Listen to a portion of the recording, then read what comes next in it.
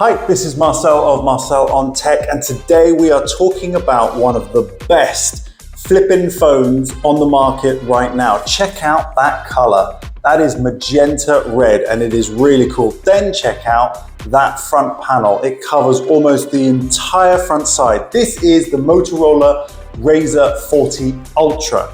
Now this bad boy comes with 144 Hz on the front, 120 on the inside, and is rocking the Snapdragon 8 Gen 1. Let's get into whether you should consider getting this one, perhaps even over the Samsung's. Right, so this is the Motorola Razr 40 Ultra, and first and foremost, let's take a look at the design. So I love the design. I'm a big fan of the flipping phones. I'm more of a fan of the folding phones just for functionality and practicality reasons.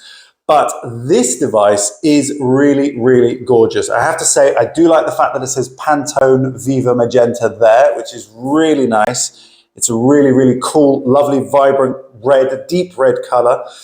And it's very, very nice. I like the faux leather back as well. That makes it a little bit more grippy because it does have the aluminium sides, which are also quite grippy, to be honest. But I really, really like the design features, I have to say. It's really, really symmetrical with the antenna lines on both sides, which are really nice. Then you've got the double cameras on the exterior, which of course you can use in portrait mode.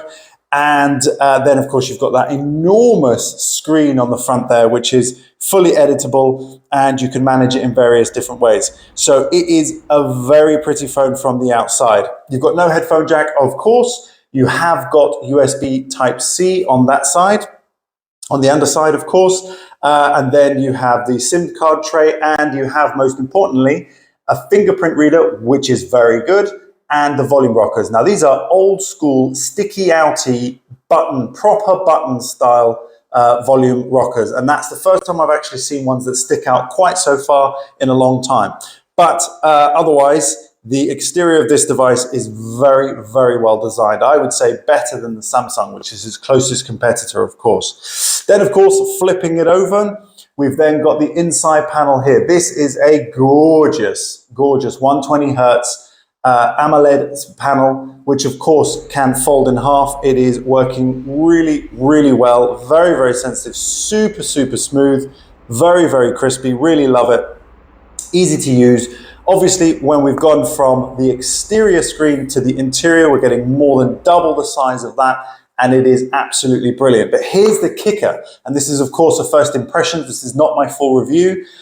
First impressions of this device, you can use pretty much every function on the external screen, okay? So what you can do is you can unlock it, aside from these adorable characters that you get here. It's now telling me that it's coming up to lunchtime. You tap on him and then he pretends to be working again. Lots of fun gimmicky stuff on there. But what you can do as well is you can use all the functionality of the phone inside here. So you can use apps, for example. So let's say I wanted to access the calculator app. I can do that fully functioning from the front.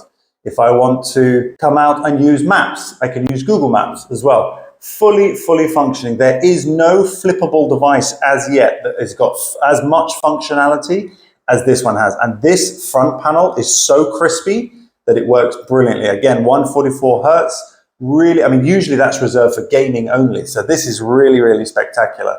So, and of course, we've got the camera. So we can now use the external camera on ourselves. We can take a picture of you guys. Hey there. And of course, we can see me here, and we can switch between photo, video, portrait mode, all of that, including filters as well. So we don't actually even need to open out the phone every time. Now, in terms of keyboard use, well, if we were to look at WhatsApp, for example, and we were to send a message, there you can see the whole screen is basically occupied by the keyboard. You can just about make out what you're actually typing. When you reduce the keyboard, then of course you can see what you've typed and you can minimize it, but it isn't optimized fully to take advantage. Not fully optimized, but it is functional. You can always use the voice function as well as opposed to typing, but it does work when typing. So again, you don't actually have to access the full phone itself. which is super duper cool. It does have wireless charging as well, which I've been really pleased with because that works really, really nicely. As you all know, I always have a wireless charger on my desk, so I can just sit that on there. The battery life, still to be tested because I've been using it quite a lot. And of course, you've always got this preliminary period of time. I've only had this for about 72 hours. You've always got this preliminary period of setting itself up and getting used to your behaviors. Then it doesn't always work as efficiently as it could. So it does also come bundled in the box with a case, which is really, really cool. Very, very handy, really coolly designed. There's actually very few third-party cases at the moment available. So this comes with. It does increase the bulk of it, but it definitely feels like it's going to protect it. This front one, of course, has a huge cutout for the screen. So this one has got the least amount of protection, but the corners are definitely protected, and it's quite thick, thick plastic. So if it does get dropped, it's going to protect it. But this is Gorilla Glass Victus as well. So it is the strongest mobile glass that you can get at the moment. So at the moment, I am loving this phone. It does have a very nice hinge cover. Interesting, one of the quirks of this is that it's a little bit on the noisy side when you open it. Let me see if I can capture that sound. So there's a little click there at the full extension, and I can't quite decide if it's actually not opening out to fully flat as well. There's me pushing it down, and now it seems to be completely flat, whereas when you originally flip it, it seems to reserve about 2 or 3 degrees, if that.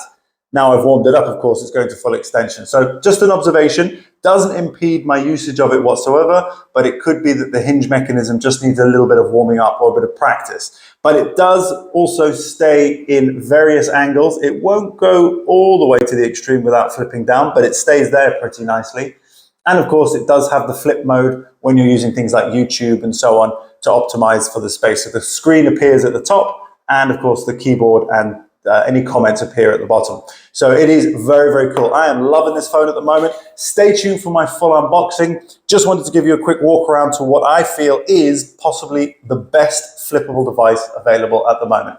If you're looking to get one, put a comment below. If you've got any questions about it, or if there's something in particular you want me to talk about, put a comment and I'll definitely address it in my full review. Okay, until then, thanks very much for watching. See you again soon. I just wanted to throw in at the end here, I'm growing this channel really, really well, but it's very, very important that you subscribe to the channel. If you comment, like, subscribe, it makes a huge difference to my channel, and we are growing day by day, but apparently I've been told that I'm just not asking enough people to subscribe. So please do consider that, and I would really, really appreciate it. It would help out a lot. Otherwise, see you in the next video. Bye-bye for now.